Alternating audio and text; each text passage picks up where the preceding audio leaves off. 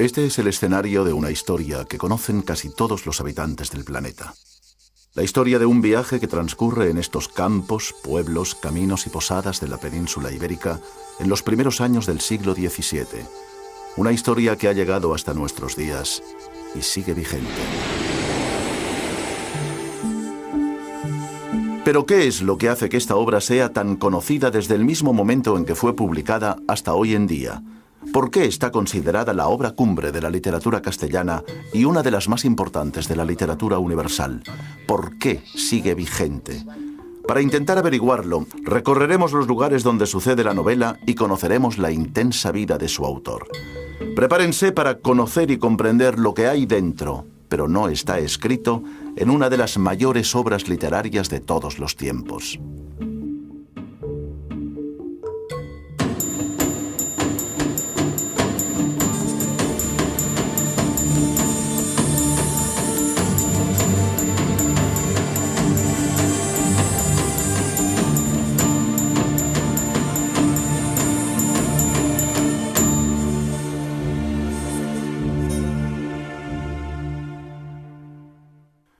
Hace 400 años se publicó una obra que ha influido de manera determinante en la producción literaria posterior.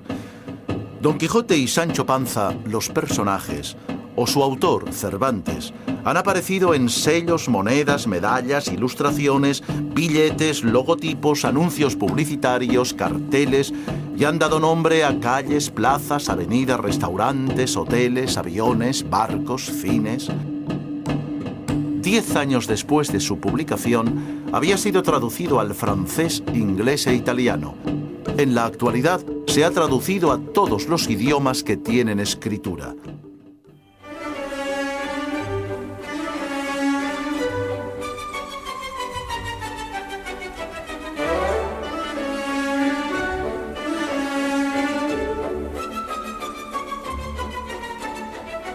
A lo largo de sus 4 siglos de vida, ha sido el libro más publicado después de la Biblia.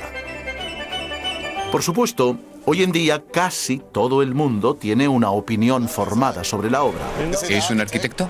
Para unos es la encarnación del alma española. Un genio que se atrevió a nadar contracorriente. Era un hombre muy equivocado.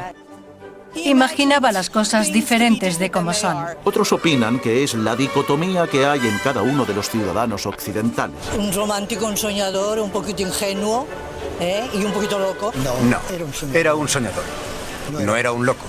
Un hombre atípico. Pienso que era un ingenuo, ¿no? Para otros es la esencia misma del ser humano. Lo he empezado, pero me falta una parte. Es la historia de un hombre al que todo le salía mal. Fue un gran soñador. Es la esencia de España. Para mí era un poco... Así que tenemos un libro que ha influido de manera determinante en la literatura, el pensamiento, la filosofía, el arte y cualquier otra expresión de la creación humana. Un libro que todo el mundo conoce, pero que muchos no han leído. Bueno, al fin y al cabo, ¿cuánta gente ha leído la Ilíada, o la Divina Comedia, o incluso la Biblia? Comencemos por el principio.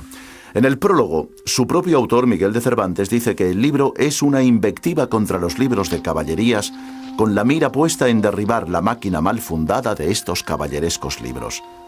Pocas obras literarias expresan tan claramente el propósito con el que han sido escritas. No se hizo esperar el mago. Salió del castillo montado en su alado caballo y se precipitó desde los aires contra su enemigo.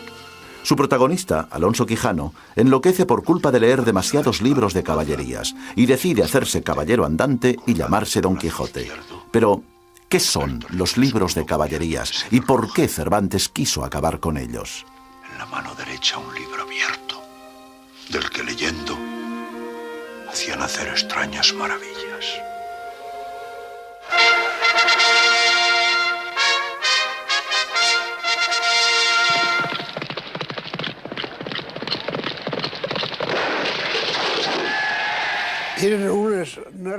Eran unas narraciones de aventuras de caballeros muy extensas y que tenían una larga tradición.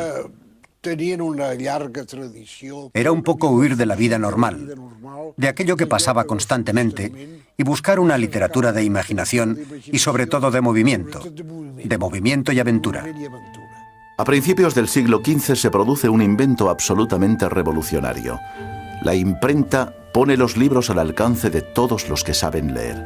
100 años después de que Gutenberg popularizara su invento, los libros más publicados son los de caballerías. Las primeras historias de este tipo habían aparecido en Francia en el siglo XII, con la leyenda del rey Arturo y el Santo Grial como eje principal. Rápidamente diversificaron sus temáticas y se extendieron por toda Europa. Para que un libro de caballerías tuviera buena acogida entre el público, debía tener algunos elementos indispensables: ejércitos, batallas, magos, hechizos, conjuros y pócimas, hermosas damas cautivas, bosques tenebrosos, cavernas, cataratas, traiciones y juramentos, misiones imposibles y gestas heroicas llevadas a cabo por caballeros andantes limpios de espíritu y dotados casi siempre de una fuerza extraordinaria o poderes sobrehumanos que luchaban contra dragones, gigantes, ladrones, monstruos, traidores, malvados, déspotas, paganos, opresores y tiranos. Y todo esto sucedía casi siempre en países lejanos y extraños. Era un tipo de literatura que tenía una gran aceptación por todo tipo de público. Es una lectura en voz alta, porque la lectura se hacía muchas veces en voz alta con destino a aquellos que no sabían leer. A lo largo del siglo XVI, su difusión es tan masiva y la demanda tan grande que la calidad de los libros de caballerías desciende en picado. Las historias son cada vez más inverosímiles y su prosa tan rocambolesca que a menudo cae en el ridículo. Pronto aparecen las primeras críticas. Los autores considerados serios sostienen que el consumo de este tipo de literatura es nocivo para la sociedad. Entonces, los moralistas, los autores que querían conducir el gusto, pensaron que eran perniciosas para el buen gusto y lucharon contra ellas. Entonces se decía que este tipo de obras eran banales y absurdas, que deformaban el gusto de la gente, de manera que la acostumbraban a productos de baja calidad. También se denunciaba que contenían una cantidad de sexo intolerable, que confundían realidad y ficción y no transmitían ningún tipo de ejemplo, valor moral ni enseñanza. Curiosamente, las acusaciones de ese momento son idénticas a las que se hace hoy en día respecto de ciertos contenidos televisivos. ¿Qué hay detrás de este acto de lectura del lector que está leyendo o bien patrañas o bien libros, novelas ejemplares? Quizás podría encontrar un paralelismo entre, por ejemplo, este tipo de programa y, no sé, una película que realmente corresponde a una finalidad artística auténtica. Así que, durante la juventud de Cervantes ha proliferado la idea de que los libros de caballerías son una especie de género basura que hay que combatir. Y Don Quijote, en el fondo, más que imitar a los libros de caballerías, lo que quiere es imitar a los que imitan en la vida diaria los libros de caballerías. Y el Quijote es precisamente una parodia descarnada de este tipo de libros. En cada una de sus aventuras se ridiculiza a los caballeros andantes, se ridiculizan sus hazañas, su manera de actuar y de hablar. Puede decirse que fue un bestseller porque manejó códigos comunes a todos los europeos.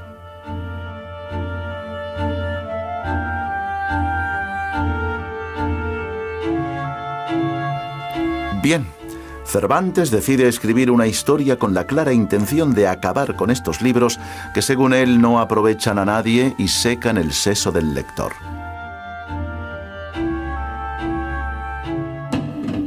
De acuerdo, pero desde el siglo XVII nadie lee libros de caballerías. Sin embargo, Don Quijote continúa reeditándose. ¿Por qué?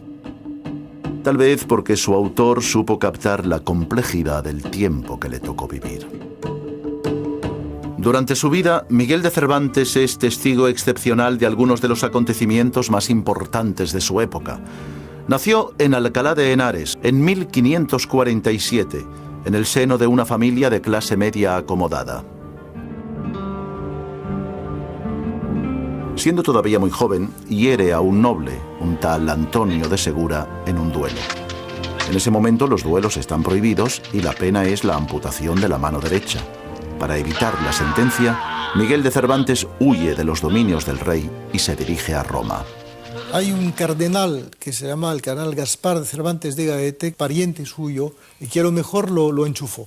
Lo enchufó y le permitió entrar al servicio de Acquaviva. El cardenal Giulio Acquaviva era un influyente prelado de la curia vaticana, y durante varios meses Cervantes forma parte de su séquito. Todo parece indicar que su estancia en Roma alimenta su carácter curioso y autodidacta, y Cervantes lee tanto a los clásicos como a los escritores y pensadores del Renacimiento. Pero el juego de intrigas y la vida hedonista y relajada de la corte romana están muy lejos de la vida de acción y aventuras que él ansía. La entrada en la milicia era una de las soluciones de vida, de encontrar un modo de vida más atractivas para un hombre de pocas posibilidades económicas. Miguel de Cervantes se alista en los tercios a las órdenes de don Diego de Urbina. En 1571 su compañía se embarca en Nápoles con dirección a Mesina, donde se reúnen las armadas española, veneciana y pontificia para formar la Santa Liga, que a las órdenes de Juan de Austria, hermano bastardo del rey Felipe II, va a enfrentarse a la escuadra turca.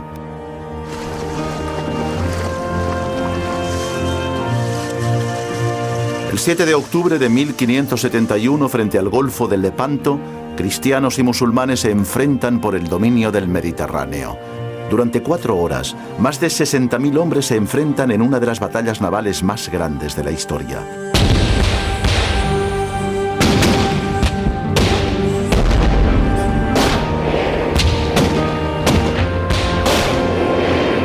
Miguel de Cervantes combate en primera línea a bordo de la galera marquesa.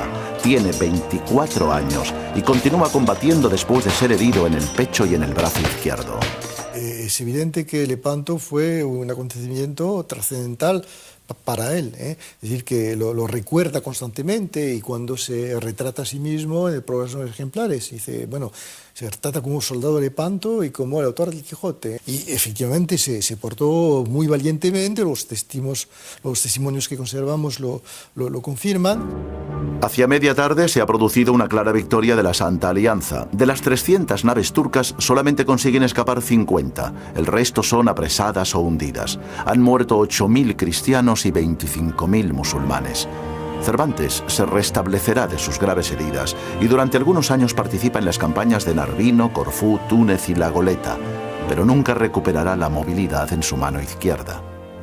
Después de Lepanto es un hombre herido, un hombre que se recupera de sus heridas y que luego, claro, en las demás ocasiones en que se encuentra no pudo estar, digamos, en primera línea. Entonces es una vida quizá que ya no corresponde a sus aspiraciones.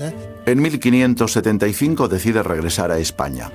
Parte de Nápoles con destino a Barcelona, pero poco antes de culminar su travesía frente a las costas de Cadaqués, su galera es atacada por corsarios turcos.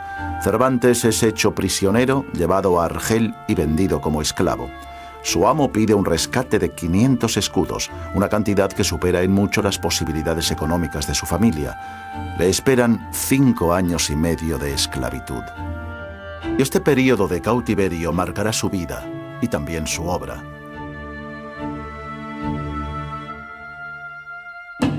Pero hagamos un paréntesis y volvamos al libro y a la pregunta que tratamos de resolver. ¿Por qué Don Quijote sigue vigente? El Quijote es una historia protagonizada por un hidalgo. Pero, ¿qué es un hidalgo?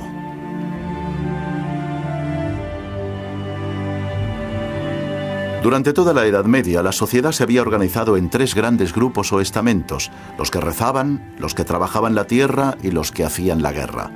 Pero en el siglo XV, con la toma de Granada por los reyes católicos, la península ibérica comienza un período de paz. Lo que pasa es que en España hay una importancia numérica de los hidalgos que es el resultado de la Reconquista. Entonces se multiplican estos hidalgos y viene un momento en que su función guerrera ya no se justifica como podía justificarse antes.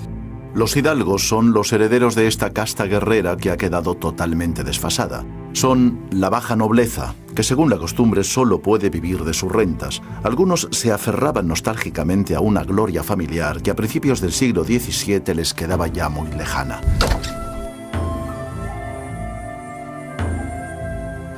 Alonso Quijano, el viejo hidalgo, es un exponente de este estamento social desubicado. Y así, cuando enloquece, rescata la vieja armadura de su bisabuelo, se transforma en Don Quijote de la Mancha y decide salir al camino con el firme propósito de cambiar un mundo que no le gusta y no quiere o no puede comprender.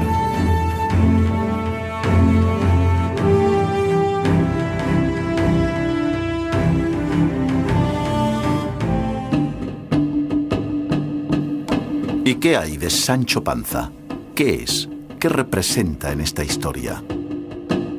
¿Quién sabe si en pocos días no puede...? Lo que es innegable es que formalmente Don Quijote y Sancho Panza son una auténtica pareja de éxito. Responden a un arquetipo que se repite en infinitas narraciones de ficción. R2D2 y C3PO, el gordo y el flaco, Abbott y Costello, Asterix y Obelix, Walter Matthau y Jack Lemmon, Huckleberry Finn y Tom Sawyer.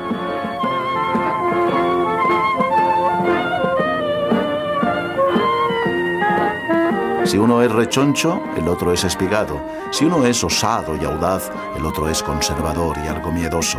Si uno es culto, el otro es práctico. Si uno es pasional y desenfadado, el otro es reflexivo y formal. Hoy en día nos parece algo normal, casi evidente, pero se trata de una combinación que ha funcionado a lo largo de los siglos y que se difunde y populariza por primera vez con Don Quijote y Sancho Panza. Der Weltfremde, der edle Ritter, der gegen Windmühlen kämpft, der sich dauernd Dinge erträumt und sie auch in der Realität sieht. Der Phantast, der Herr und der bodennahe Diener, nicht der weltkluge Diener als Paar. Das ist eine Paarung, die wir auch in unserer Wirklichkeit immer wieder sehen. Diese Art von Konfrontation und von Paarung. Die einen bleibenden Realitätsbezug hat bei wechselnden Zeiten.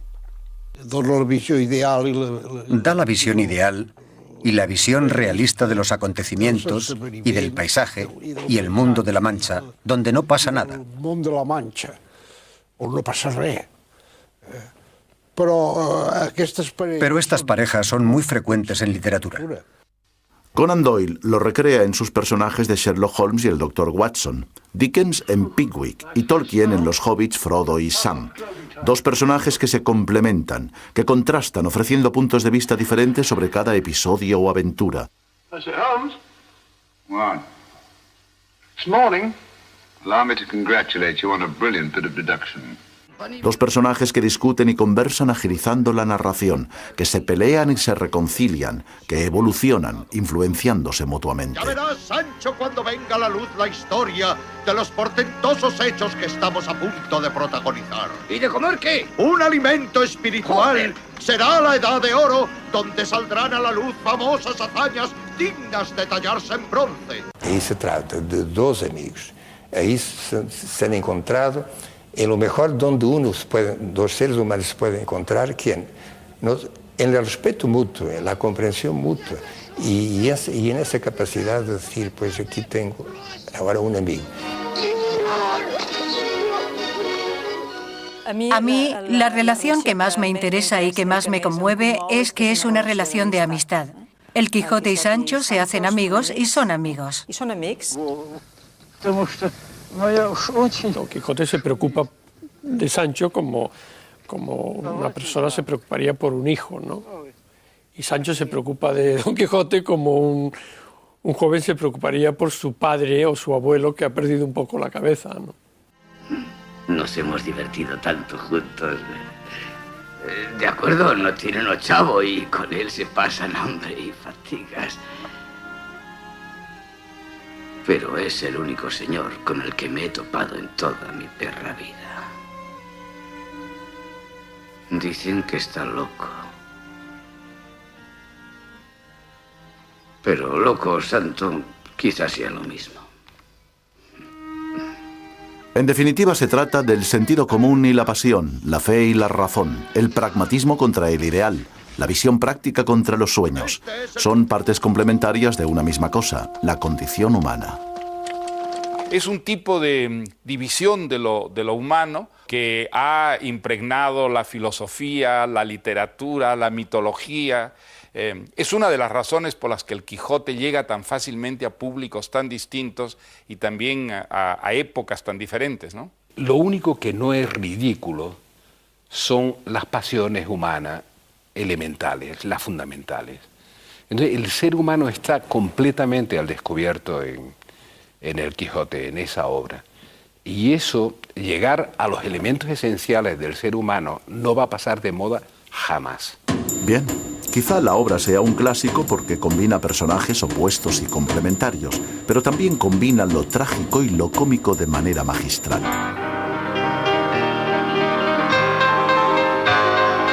Es evidente que lo grotesco y lo absurdo están presentes en Don Quijote de la Mancha.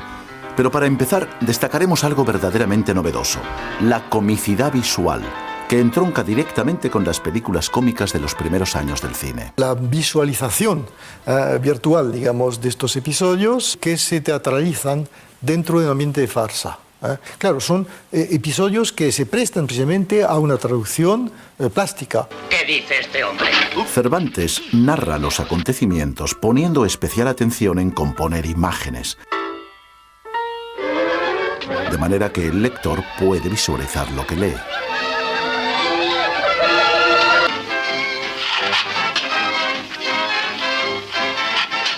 Muchas de las escenas y algunas de las más divertidas del Quijote a lo que recuerdan son a las viejas películas mudas de Chaplin o a los dibujos animados o a las farsas de títeres donde todo acaba en garrotazos pegándose los unos contra los otros. Los trompazos, golpes, caídas y volteretas tan propias de las películas cómicas ya provocaban la risa de los lectores del Quijote en el siglo XVII.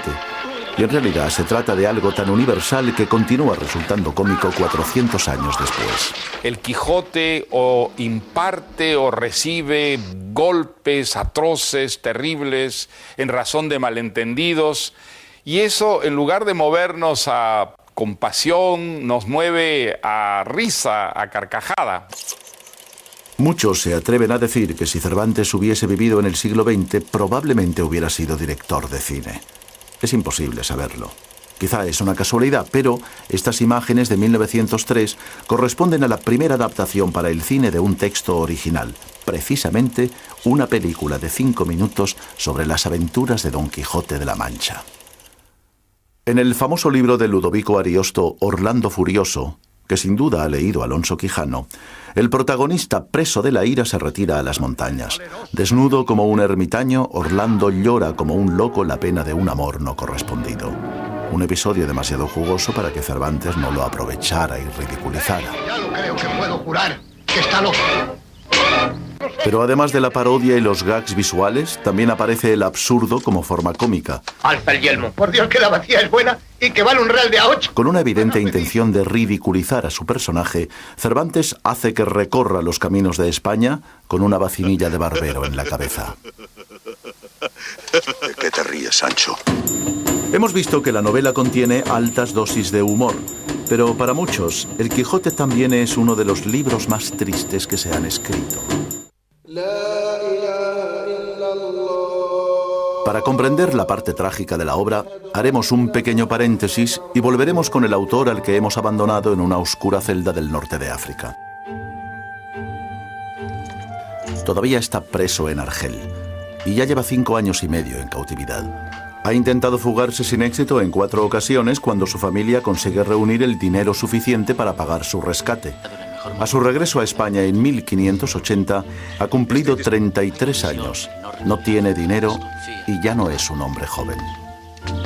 En 1585 publica su primera novela, La Galatea, una narración del género pastoril muy típica de la época, que tiene un éxito relativo y no le permite solucionar sus problemas económicos. Ha estado mal sacado este trasunto de la vida de Argel. Entonces prueba fortuna con el teatro, el verdadero espectáculo de su tiempo, pero sus estrenos también pasan desapercibidos.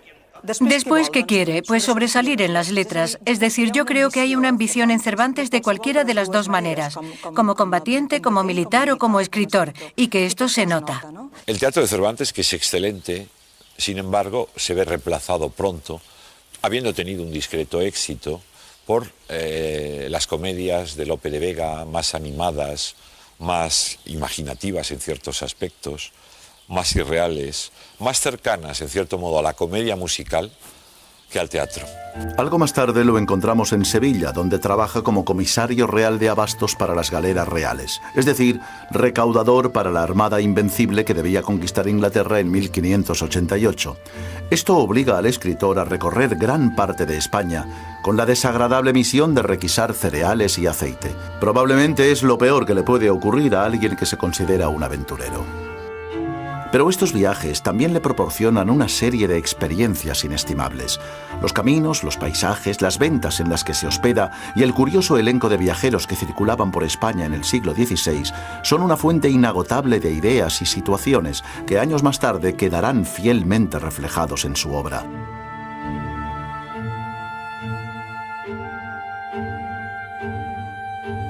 La antigua Venta del Capitán permanece a duras penas en pie después de medio siglo de abandono.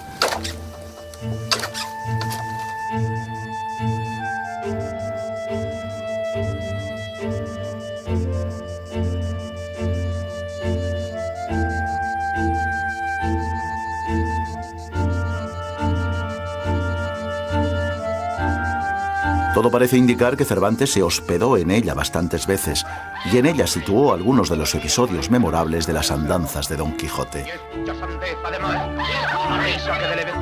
En 1590, el rey se niega a concederle un oficio en América. En 1597, su trayectoria oscura toca fondo. Es encarcelado en Sevilla por retrasos y quiebras de sus aseguradores. Ha pasado por una serie de desilusiones. Es decir, que Cervantes en ese momento ha conocido el mundo de la guerra, de Lepanto, el cautiverio, bueno, ha tenido unas aspiraciones literarias que al parecer no han dado exactamente lo que esperaba y no ha conseguido el premio de sus servicios. Entonces es un hombre, yo no voy a decir amargado, pero en fin, por lo menos desilusionado. Cuando Cervantes es encarcelado tiene más de 50 años. Es muy probable que encerrado en su celda, en uno de los peores momentos de su vida, decida escribir Don Quijote de la Mancha. La novela refleja inevitablemente una cierta medida de desencanto, que en parte sin duda será autobiográfico. Una cárcel, si acaso, en el sentido de encontrarse en un mundo más pequeño, más modesto que el que él había soñado. La amargura que contiene la obra no fue apreciada por sus contemporáneos, que solamente la leyeron como un divertimento. Pero es evidente que la tragedia existe con toda su fuerza. Estuvo siempre ahí, oculta, aunque no apareció a los ojos de los lectores hasta un siglo y medio más tarde. En el siglo XVII, un loco es fundamentalmente alguien que hace reír. Pero el siglo XVIII es el siglo de las luces y la razón se convierte en el instrumento para conocer el mundo. El loco se transforma en un ser mermado y discapacitado. La realidad es que el enfermo mental que puede representar a Don Quijote es un enfermo que no es tolerado, sobre todo en el siglo XVIII y XIX, o incluso en el siglo XXI. No es tolerado. Y esa intolerancia no es lo que se ve en el Quijote, eso es algo más reciente. Más tarde, con la llegada del romanticismo en el siglo XIX, todavía va a aparecer una nueva visión trágica. El loco se transforma en héroe. Un héroe que tiene el valor de intentar ser lo que él quiere. Un héroe abocado irremediablemente al fracaso. Don Quijote se empecina en no ser él, en ser ese otro que de alguna forma le ha hecho salir de su casa y entrar en esa especie de mundo paralelo, onde estaría, según la definición de Rimbaud, la vraie vie, la vida auténtica. Yo creo que la parte trágica, en el fondo, quizá tenga que ver con la imposibilidad de ser otro. Bueno, como todas las grandes novelas, pues El Quijote no es una novela, es muchas novelas, y cada época, cada cultura destaca aquello que está más cerca su propia sensibilidad, ¿no? Hemos visto que en la obra se combina lo trágico y lo cómico de manera magistral, pero no es algo totalmente nuevo.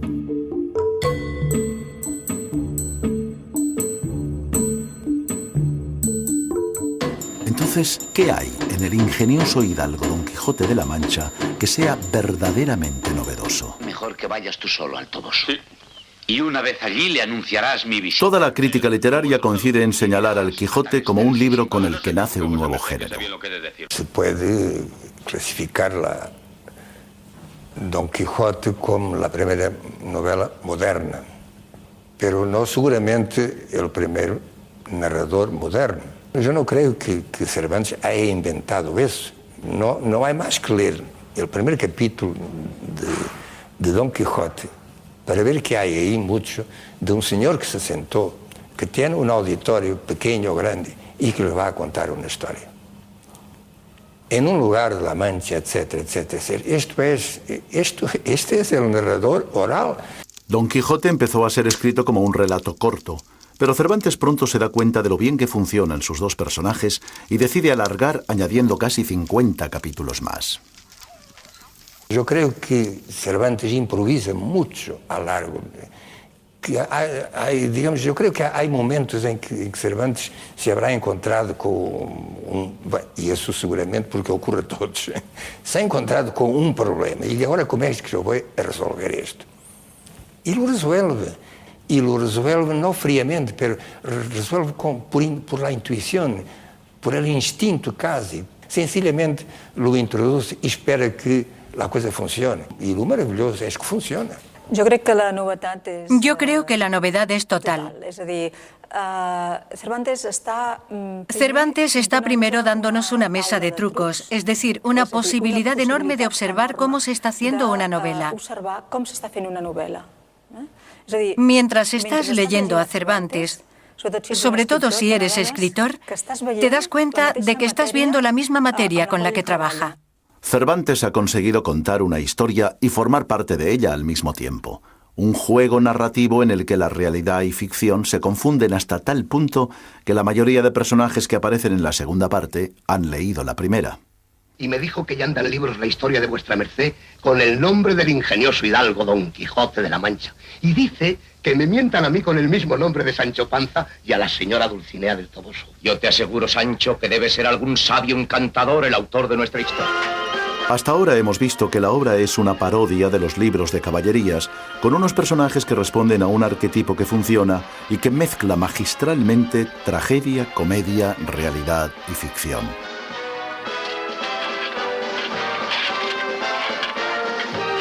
Pero, ¿qué representa Don Quijote actualmente?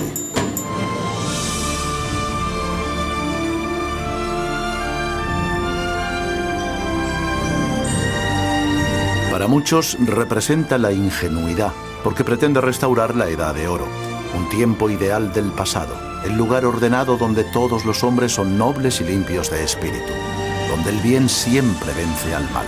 Don Quijote busca Camelot, el castillo del rey Arturo. Quiere ser uno de sus caballeros para defender a los débiles y derrotar a los malvados. El Quijote tiene mucho de ingenuo, sobre todo por creerse que solo por el hecho de crearse a sí mismo existe. Pero claro, esto solo puede pensarlo alguien que cree que lo que dicen los libros es verdad, y solo puede ser un gran ingenuo. En él hay una apuesta por la decencia, por la honradez y por la integridad del ser humano. Después de ser nombrado caballero, ya está a punto para tener alguna aventura. Debe encontrar rápidamente a alguien a quien ayudar. Y a pocos pasos que entró por el bosque, vio atada una yegua a una encina y atado en otra a un muchacho desnudo de medio cuerpo arriba, que era el que las voces daba, y no sin causa, porque le estaba dando con una pretina muchos azotes un labrador de buen talle. ¡Teneos, descortés caballero! Montad vuestro caballo y tomad vuestra lanza. Don Quijote hace liberar al muchacho y antes de marcharse obliga al labrador a dar su palabra de que no volverá a maltratarlo. Y mirad que lo cumpláis como lo habéis jurado. Si no, por el mismo juramento os juro de volver a buscaros y a castigaros, y que os tengo de hallar aunque os escondáis más que una lagartija. Él cree que la palabra compromete. Él cree que la palabra no es humo, que no es un mero gesto hipócrita, mentiroso para salvar una circunstancia determinada, sino una expresión profunda de una convicción y de una decisión. Eso es lo que nos conmueve en el Quijote. Él es una persona capaz de encarnar, digamos, una visión tan decente, tan generosa de lo humano, que nos hace sentir sucios. Don Quijote cree en un mundo estable, donde las cosas son como son y para siempre. Y el problema con que se encuentra es que el mundo cambia, que los personajes no son como debieran ser, sino como la realidad los ha hecho. En el mundo de los caballeros, la palabra dada es una garantía de cumplimiento, pero la realidad es muy diferente y La Mancha no es Camelot.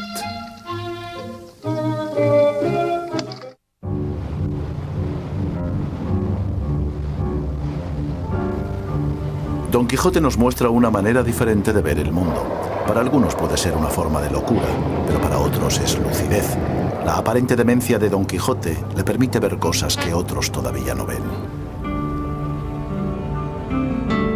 Hay algunas de las pulsiones de solidaridad pura o de denuncia pura que viven dentro de algunos comportamientos de jóvenes, sobre todo ligados a ONGs con un objetivo concreto, que sí tienen esa dimensión quijotesca en el sentido mejor del término, ¿no?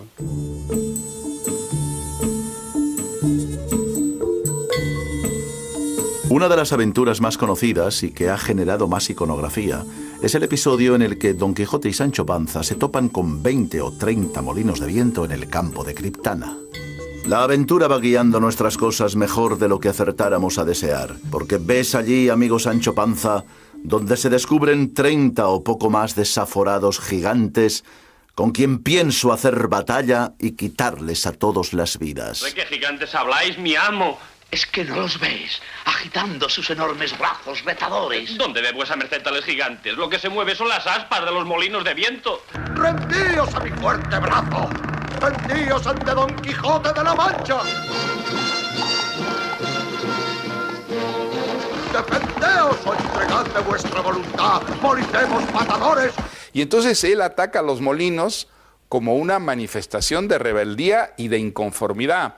Y en eso también el Quijote pues está encarnando una actitud que es profundamente humana, la de la insatisfacción, la del rechazo del mundo tal como es. Son gigantes, quiero.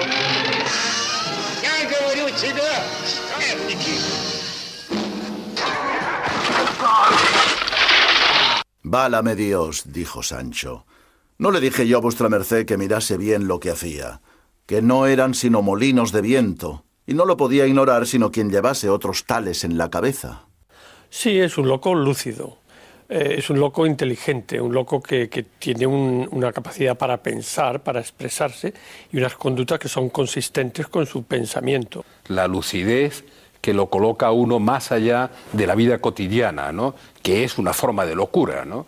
La capacidad de anticipación, de ver las cosas que uno no ve, poner el foco en otra parte, ¿no? En el fondo es un anhelo que nosotros tenemos, cansados por la rutina, por ver todas las cosas iguales todos los días, todo y todo. Nos gustaría otra mirada, otra capacidad de mirar las cosas, y eso la tiene. ¡Ese monstruo ha raptado a una princesa! ¡Pero yo la liberaré, Sancho! ¡Espere, señor! ¡No deje que el diablo le engañe! ¡Y solo una vez! ¡Detente, bellaco! ¡Alto ahí! Señora, yo os liberaré de ese maligno aparato. Según esta interpretación, los molinos son máquinas, una metáfora de la modernidad. Don Quijote se enfrenta a ellos porque descubre el monstruo que esconden, porque intuye que su verdadero enemigo es el presente. Él quiere regresar al pasado, y esas máquinas son el futuro. Son enemigos a los que hay que destruir a toda costa.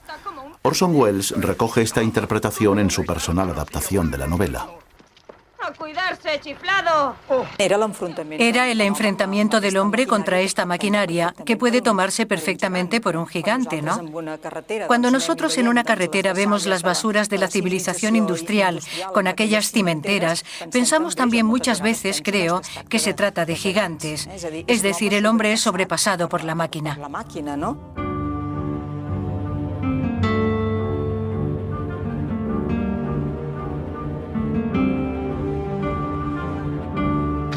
¡Quedas avisado, Frestol! De nada han de valer tus malas artes contra la bondad de mi espada.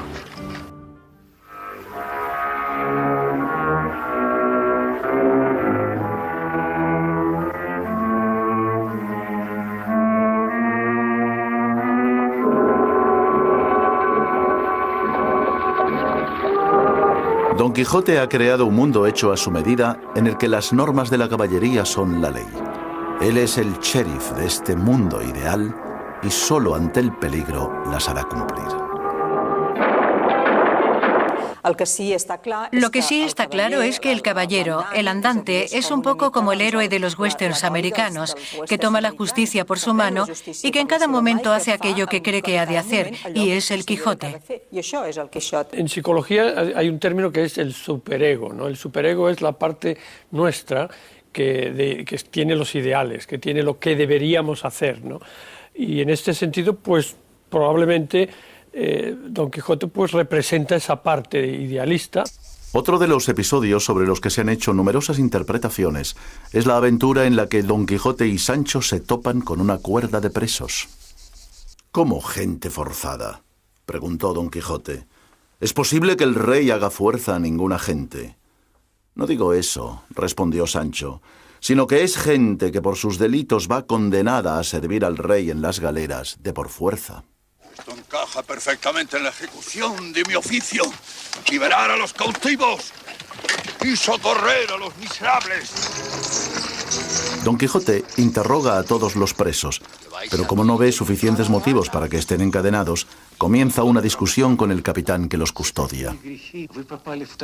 Váyase vuestra merced, señor, norabuena su camino adelante, y endrécese ese bacín que trae en la cabeza, y no ande buscando tres pies al gato.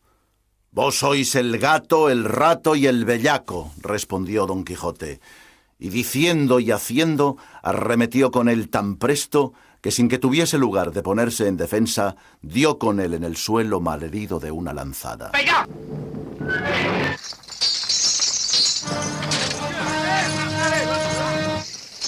¿Por qué lo hace? Porque para él la libertad está por encima de la justicia. La libertad humana es algo tan importante, tan trascendental, tan sagrado, que uno puede enfrentarse a los poderes terrenales en nombre de esa soberanía libérrima que lo lleva a él a poner en libertad a los delincuentes. Y ahora, en recompensa de haberos concedido la libertad, os ordeno que inmediatamente vayáis todos al Toboso y que allí coloquéis esas pesadas cadenas a los pies de la dama de mis pensamientos. Él les da la libertad. Por tanto, Don Quijote es el símbolo del libertador, de la lucha contra la opresión, contra el encadenamiento. Y ya se ha encargado Cervantes antes de explicar que todos son unos malhechores. En el presente, Don Quijote es también un símbolo de la persecución de un ideal y de la lucha por causas perdidas. Para los lectores de nuestro tiempo, es un personaje utópico que cree en una justicia universal y que por tanto está condenado al fracaso. Él no puede hacer nada. Delante de aquella cuerda de presos ha de liberarlos, porque su misión es esta, ¿no? Y este hecho es que después, la lluvia de piedras que le cae encima es terrible. Y claro, el pobre Don Quijote no lo entiende, porque sus propósitos son los de una utopía, son los de otra época. En 1605, cuando se publica la primera parte de El ingenioso hidalgo Don Quijote de la Mancha, Cervantes reside en Valladolid. Su obra se convierte en un éxito editorial sin precedentes. Pero a pesar de que ha creado una historia que continuará conmoviendo a la humanidad durante los próximos 400 años, no ha podido obtener prestigio como hombre de letras. Cervantes no escribe ninguna epopeya, no escribe estas obras ambiciosas que, digamos, significaban un alto grado de reconocimiento por parte del público. Escribe este libro que no entra en ningún... no se puede encasillar, digamos, en el sistema de organización de literatura de aquel entonces. Él está innovando. Y en este sentido sí que hace una cosa interesante. Pero quien lo lee, sobre todo, no son los más ilustrados, no son pues la gente que a él le interesaría. Cervantes quiere hacer una literatura de la vida, de la realidad, de la humanidad. Y eso sencillamente no estaba de moda. No era lo que presidía el panorama y la actividad literaria de la época.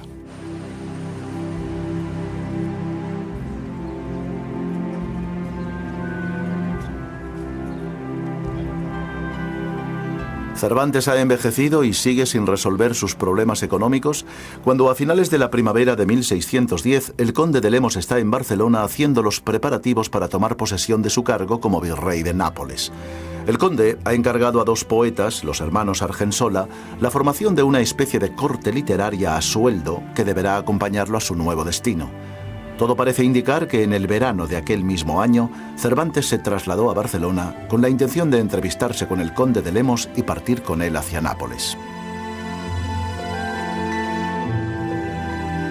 Frente al antiguo puerto de Barcelona, en primera línea de mar, todavía se conserva un edificio en el que, según la tradición, se hospedó Cervantes.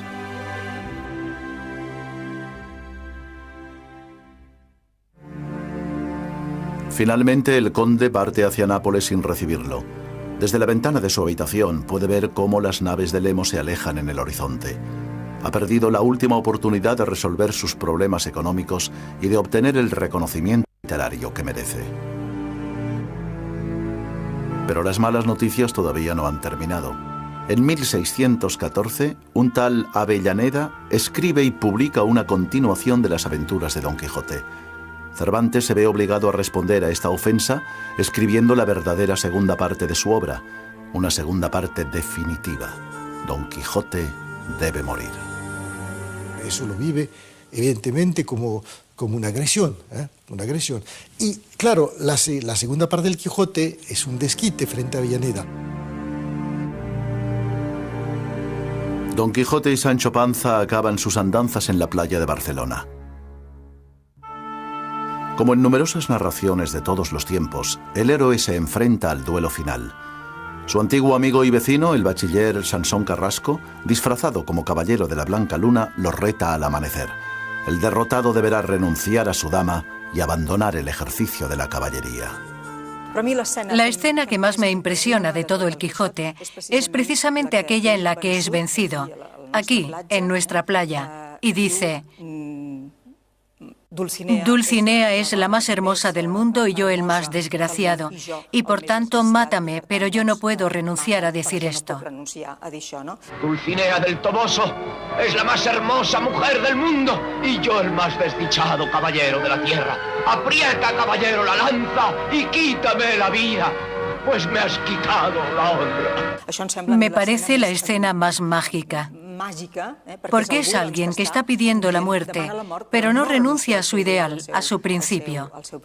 En 400 años, el espacio urbano de Barcelona ha cambiado considerablemente. Pero a principios del siglo XVII, la playa estaba en el lugar en el que hoy se alza una escultura pop de Liechtenstein. Precisamente frente a esta escultura encontramos la casa en la que se hospedó el autor. Desde el balcón de aquella casa se ve a la derecha Montjuïc y a mano izquierda se ve el lugar donde tuvo lugar la rendición de Don Quijote a manos del caballero de la Blanca Luna.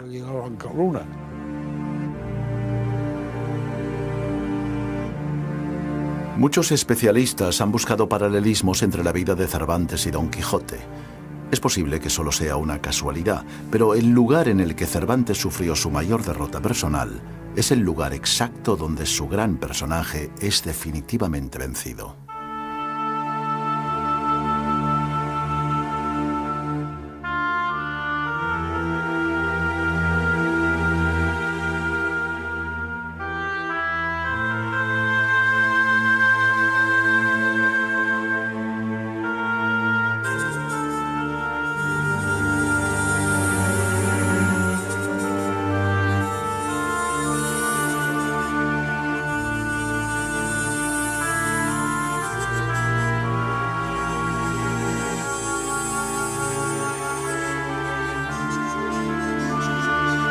Don Quijote, cumpliendo su palabra de caballero andante, abandona las armas y regresa a su aldea. Es el final de un sueño y la victoria de la realidad. De nuevo en La Mancha, Alonso Quijano recupera la cordura, reniega de los libros de caballerías y muere acompañado de los suyos. Debe morir cuerdo, debe morir tomando los sacramentos, confesando y comulgando como un hidalgo. Y ese es un premio. La historia ha empezado mal, toda la vida de Don Quijote en su última etapa ha sido una locura, pero Cervantes le premia dándole lo mejor que puede esperar un español de su tiempo, una buena muerte. Don Quijote no se muere, porque quien se va a morir es un señor hidalgo, pobre hidalgo, llamado Alonso Quijano. Desde mi punto de vista, es fundamental. No es el Quijote que muere, sino Alonso Quijano.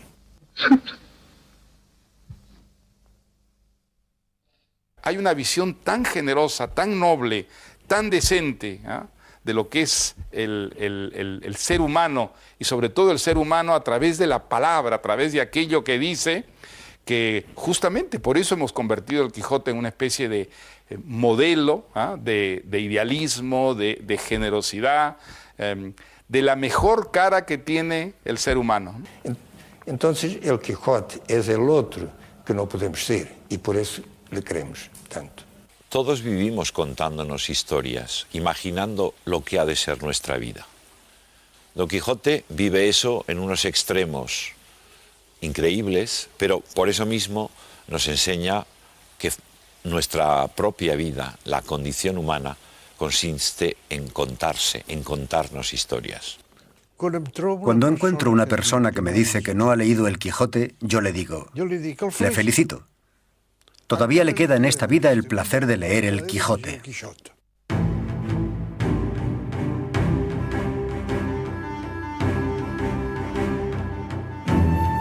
Hemos intentado averiguar por qué esta historia sigue viva 400 años después.